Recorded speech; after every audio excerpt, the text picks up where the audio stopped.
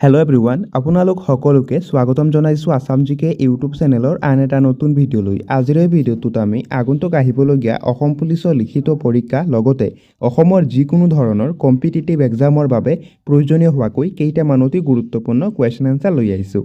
গতিকে ভিডিঅ'টো স্কিপ নকৰি সম্পূৰ্ণলৈকে চাব আৰু আপোনালোকে কিমানটা কুৱেশ্যন শুদ্ধ কৰিব পাৰিছে কমেণ্ট বক্সত জনাব। তেনেহ'লে বলকচোন আজিৰ এই ভিডিঅ'টো আৰম্ভ কৰোঁ। আজিৰ আমাৰ ফাৰ্ষ্ট কুৱেশ্যনটো সুধিছে, সংযুক্ত আৰব আমিৰাটৰ মুদ্ৰাৰ নাম কি? সংযুক্ত আৰব আমিৰাটৰ মুদ্ৰাৰ নাম কি সুধিছে। এই প্ৰশ্নৰ ৰাইট এনচাৰটো হৈছে অপশ্যন এ দিৰাম। সংযুক্ত আৰব আমিৰাটৰ মুদ্ৰাৰ নাম হৈছে দিৰাম। নেক্সট কুৱেশ্যনটো সুধিছে, অসমৰ প্ৰথমখন ষ্টেডিয়াম ক'ত নিৰ্মাণ কৰা হৈছিল? এই প্ৰশ্নৰ ৰাইট এনচাৰটো হৈছে অপশ্যন এ যোৰহাট। অসমৰ প্ৰথমখন ষ্টেডিয়াম যোৰহাটত নিৰ্মাণ কৰা হৈছিল। নেক্সট কুৱেশ্যনটো সুধিছে, মহামায়া ধাম অসমৰ কোনখন জিলাত অৱস্থিত? মহামায়া ধাম অসমৰ কোনখন জিলাত অৱস্থিত সুধিছে। ইয়াৰ ৰাইট এনচাৰটো হৈছে অপশ্যন এ ধুবুৰী জিলাত। মহামায়া ধাম অসমৰ ধুবুৰী জিলাত অৱস্থিত। নেক্সট কুৱেশ্যনটো সুধিছে, ভাৰতীয় মুদ্ৰাৰ নোটত কিমানটা ভাষা আছে? ভাৰতীয় মুদ্ৰাৰ নোটত কিমানটা ভাষা আছে সুধিছে। এই প্ৰশ্নৰ ৰাইট এনচাৰটো হৈছে অপশ্যন চি 15টা। ভাৰতীয় মুদ্ৰাৰ নোটত মুঠ 15টা ভাষা আছে। নেক্সট কুৱেশ্যনটো সুধিছে, অসমৰ সৈতে আটাইতকৈ দীঘলীয়া সীমান্ত ভাগ কৰা ভাৰতীয় ৰাজ্য কোনখন? এই প্ৰশ্নৰ ৰাইট এনচাৰটো হৈছে অপশ্যন এ মেঘালয়। অসমৰ সৈতে আটাইতকৈ দীঘল সীমান্ত ভাগ কৰা ভাৰতীয় ৰাজ্যখন হৈছে মেঘালয়। নেক্সট কুৱেশ্যনটো সুধিছে,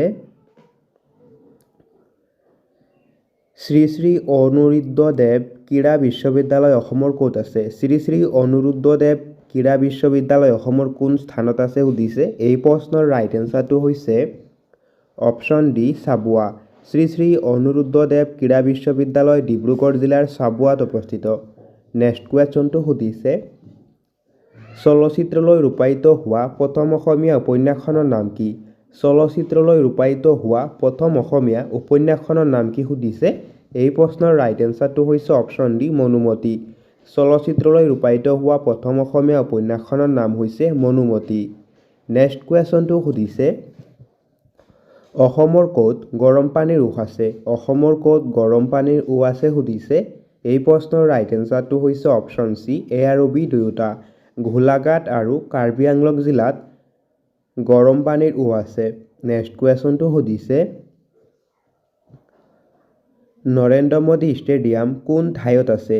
নৰেন্দ্ৰ মোদী ষ্টেডিয়াম কোন ঠাইত আছে সুধিছে। এই প্ৰশ্নৰ ৰাইট এনচাৰটো হৈছে option C Ahmedabad. Narendra Modi stadium আহমেদাবাদত অৱস্থিত।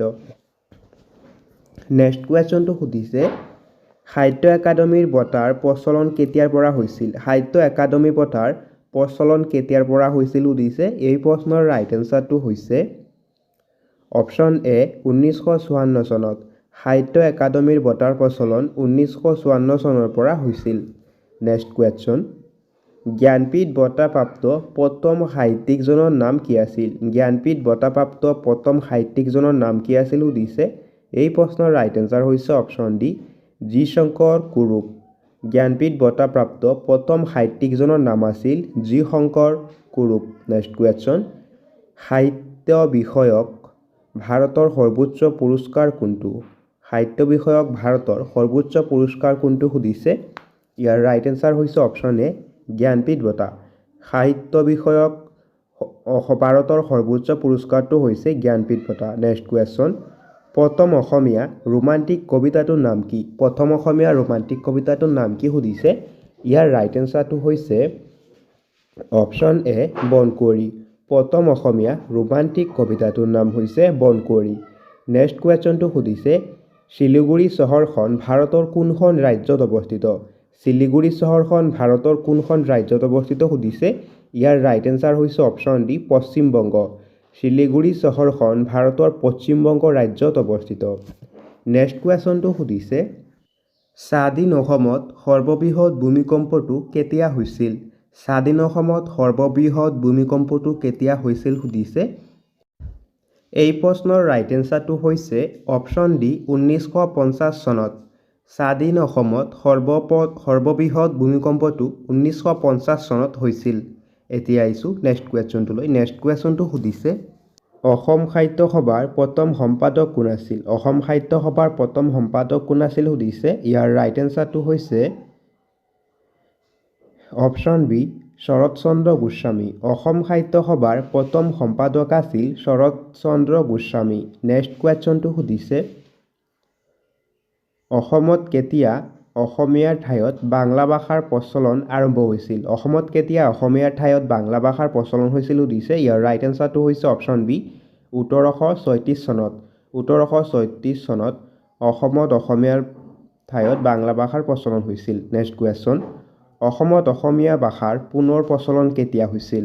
এই প্ৰশ্নৰ ৰাইট এনচাৰটো হৈছে ইয়াৰ ৰাইট এনচাৰ হৈছে অপশ্যন চি 1872 চনত। অসমত অসমীয়া ভাষাৰ পুনৰ প্ৰচলন 1872 চনৰ পৰা হৈছিল। নেক্সট কুৱেশ্যনটো সুধিছে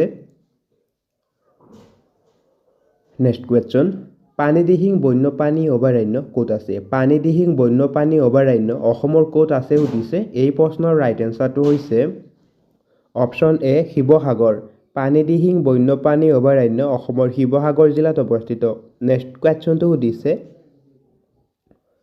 বংগৰ পৰা অসমক কেতিয়া পৃথক কৰা হৈছিল? বংগৰ পৰা অসমক কেতিয়া পৃথক কৰা হৈছিল সুধিছে।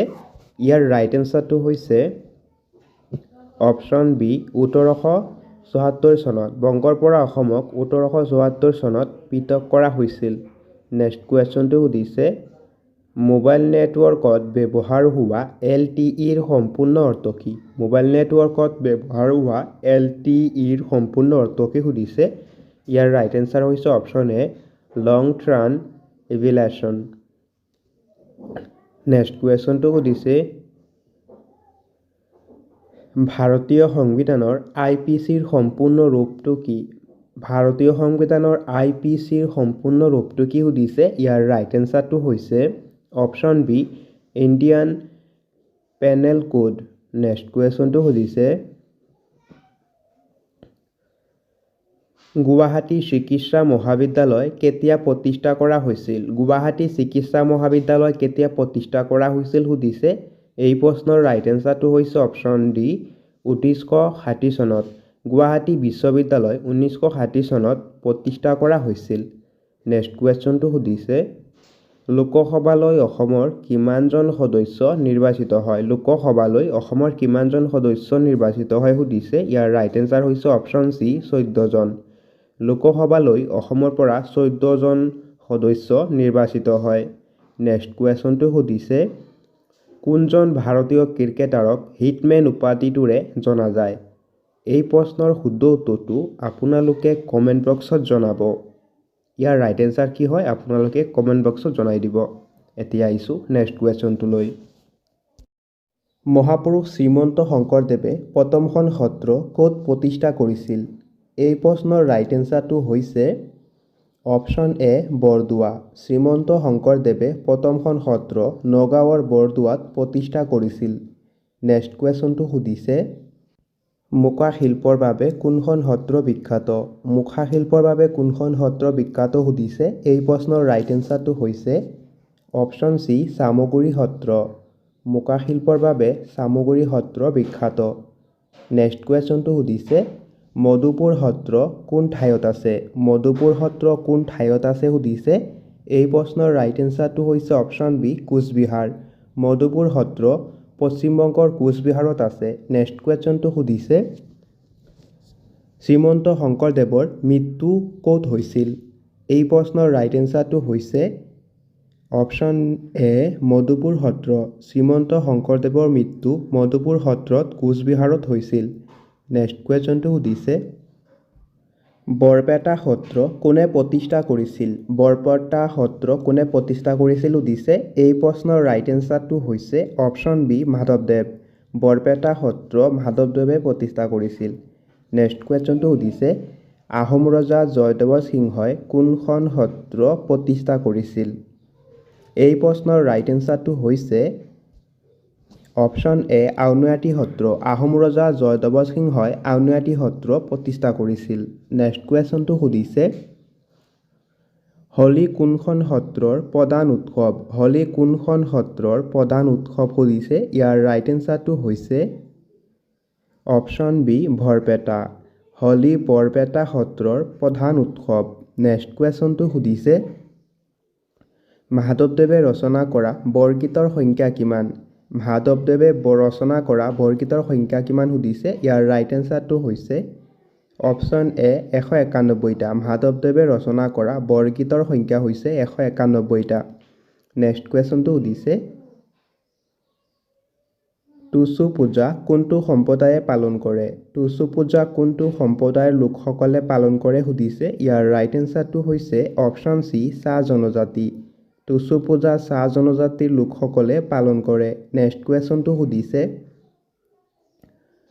কোনটো সম্প্ৰদায়ে বৈশাগু উৎসৱ পালন কৰে কোনটো সম্প্ৰদায়ে বৈশাগু উৎসৱ পালন কৰে সুধিছে ইয়াৰ ৰাইট এনসাৰটো হৈছে অপশ্যন ডি বড়োসকলে বড়োসকলে বৈশাগু উৎসৱ পালন কৰে নেক্সট কুৱেশ্যনটো সুধিছে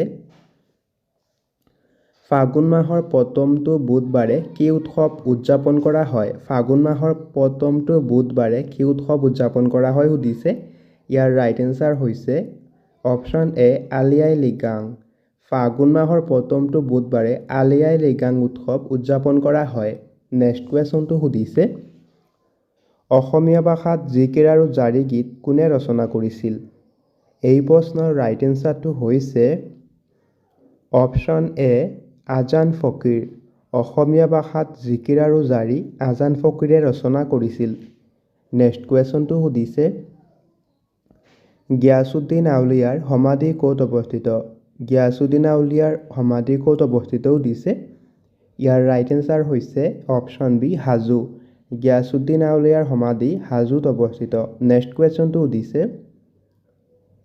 কোনখন থান বা মন্দিৰ অৰুণাচল প্ৰদেশত অৱস্থিত এই প্ৰশ্নৰ ৰাইট এনসাৰটো হৈছে অপশ্যন এ মালিনী থান অৰুণাচল প্ৰদেশত অৱস্থিত নেক্সট কুৱেশ্যনটো সুধিছে কোনটো মন্দিৰৰ চালিখন তামেৰে নিৰ্মিত কোনটো মন্দিৰৰ চালিখন তামেৰে নিৰ্মিত সুধিছে ইয়াৰ ৰাইট এনসাৰ হৈছে অপশ্যন ডি তামেশ্বৰী মন্দিৰ তামেশ্বৰী মন্দিৰৰ চালিখন তামেৰে নিৰ্মিত নেক্সট কুৱেশ্যন কোনখন স্থানক অসমৰ খাজুৰাহো বুলি জনা যায় এই প্ৰশ্নৰ ৰাইট এনসাৰ হৈছে অপশ্যন সি মদন কামদেৱ মন্দিৰক অসমৰ খাজুৰাহো বুলি জনা যায় নেক্সট কুৱেশ্যনটো সুধিছে বৰৰজা অম্বিকাই কোনটো মন্দিৰ নিৰ্মাণ কৰিছিল সুধিছে এই প্ৰশ্নৰ ৰাইট এনসাৰ হৈছে অপশ্যন বি শিৱদৌল বৰৰজা অম্বিকাই শিৱদৌল মন্দিৰ নিৰ্মাণ কৰিছিল নেক্সট কুৱেশ্যন জ্যোতি চিত্ৰবন কোন চনত প্ৰতিষ্ঠা কৰা হৈছিল সুধিছে ইয়াৰ ৰাইট এনসাৰ হৈছে অপশ্যন এ 1961 চনত জ্যোতি চিত্ৰবন 1961 চনত প্ৰতিষ্ঠা কৰা হৈছিল নেক্সট কুৱেশ্যন অসম নাট্য সন্মিলনৰ প্ৰথম সভাপতি কোন আছিল এই প্ৰশ্নৰ ৰাইট এনসাৰটো হৈছে ইয়াৰ ৰাইট এনসাৰ হৈছে অপশ্যন ডি কলাগুৰু বিষ্ণুপ্ৰসাদ ৰাভা অসম নাট্য সন্মিলনৰ প্ৰথম সভাপতি আছিল কলাগুৰু বিষ্ণুপ্ৰসাদ ৰাভা নেক্সট কুৱেশ্যন 1921 চনৰ অসম ভ্ৰমণৰ সময়ত গান্ধীজী তলত উল্লেখ কৰা কোনটো ঘৰত আছিল এই প্ৰশ্নৰ ৰাইট এনসাৰটো হৈছে অপশ্যন ডি পকিত 1921 চনত অসম ভ্ৰমণৰ সময়ত গান্ধীজী পক্ষিত আছিল নেক্সট কুৱেশ্যনটো সুধিছে বাণ থিয়েটাৰ কোন চনত প্ৰতিষ্ঠা কৰা হৈছিল সুধিছে ইয়াৰ ৰাইট এনসাৰ হৈছে অপশ্যন সি 1906 চনত বাণ থিয়েটাৰ 1906 চনত প্ৰতিষ্ঠা কৰা হৈছিল নেক্সট কুৱেশ্যন অসম সাংস্কৃতিক বিশ্ববিদ্যালয় কোন ঠাইত আছে সুধিছে ইয়াৰ ৰাইট এনসাৰ হৈছে অপশ্যন ডি মাজুলী অসম সাংস্কৃতিক বিশ্ববিদ্যালয় মাজুলীত আছে নেক্সট কুৱেশ্যনটো সুধিছে কৰম পূজা কোনে উদযাপন কৰে? কৰম পূজা কোনে উদযাপন কৰে সুধিছে। এই প্ৰশ্নৰ ৰাইট এনচাৰ হৈছে অপশ্যন চি, চাহ জনগোষ্ঠীৰ লোকসকলে। কৰম পূজা চাহ জনগোষ্ঠীৰ লোকসকলে উদযাপন কৰে। Next question. আৰনাই কোনটো সম্প্ৰদায়ৰ পৰম্পৰাগত পোছাক? আৰনাই কোনটো সম্প্ৰদায়ৰ পৰম্পৰাগত পোছাক সুধিছে। ইয়াৰ ৰাইট এনচাৰ হৈছে অপশ্যন এ, বড়োসকলৰ। আৰনাই বড়োসকলৰ পৰম্পৰাগত পোছাক। Next question. ভোৰতাল নৃত্যৰ প্ৰতিষ্ঠাপক বুলি কাক কোৱা হয়? ভোৰতাল নৃত্যৰ প্ৰতিষ্ঠাপক বুলি কাক কোৱা হয় সুধিছে। এই প্ৰশ্নৰ ৰাইট এনচাৰটো হৈছে অপশ্যন চি, নৰহৰি বুঢ়াভকত। ভোৰতাল নৃত্যৰ প্ৰতিষ্ঠাপক বুলি নৰহৰি বুঢ়াভকতক কোৱা হয়। নেক্সট কুৱেশ্যনটো সুধিছে কোনটো মন্দিৰত দেওধনী নৃত্য পৰিৱেশন কৰা হয়? এই প্ৰশ্নৰ ৰাইট এনচাৰটো হৈছে অপশ্যন বি, কামাখ্যা মন্দিৰ। কামাখ্যা মন্দিৰত দেওধনী নৃত্য পৰিৱেশন কৰা হয়। Next question.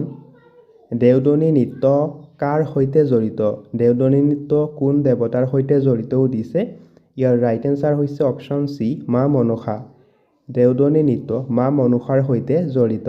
নেক্সট কুৱেশ্যনটো সুধিছে ভোৰতাল নৃত্যৰ আৰম্ভণি কোন ঠাইৰ পৰা হৈছিল? ভোৰতাল নৃত্যৰ আৰম্ভণি কোন ঠাইৰ পৰা হৈছিল সুধিছে। এই প্ৰশ্নৰ ৰাইট এনচাৰ হৈছে অপশ্যন চি, বৰপেটা। ভোৰতাল নৃত্যৰ আৰম্ভণি বৰপেটাৰ পৰা হৈছিল।